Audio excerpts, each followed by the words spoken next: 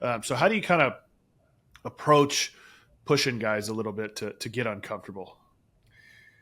Man, it's definitely been an interesting evolution on my part for sure. Um, Even in my later playing days, as you know, we start to see some of this stuff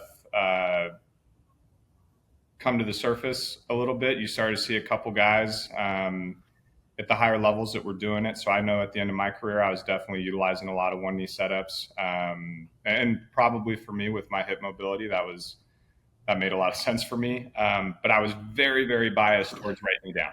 Loved right knee down. I was one of the few guys. I don't know if I ever caught a pitch in my life left knee down. But when I went to coaching, I kind of took that into it, right? It's like, oh, well, right knee down makes the most sense because that's what worked for me. And that's what you see out of a lot of the guys that are doing it at this point in time. And it definitely took me a couple years to change that approach and to be a little more open to guys who wanted to use some different left knee down variations. And I think the funny thing is, kind of to your point, you end up seeing most guys work out of that. They'll pick left knee down because, hey, that's what's comfortable, or maybe that's all a variation of all they've ever done is left knee down. And we've seen quite a few guys that come back, whether it's a month later or a year later, and they're like, yeah, dude, I don't use that anymore. Like I've started using right knee down way more.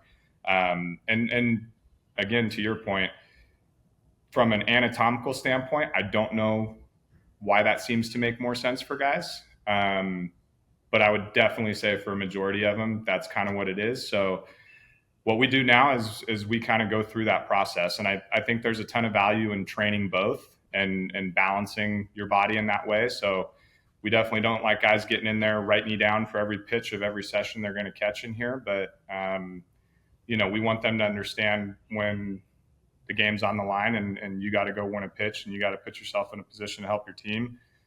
Hopefully we know where that's at.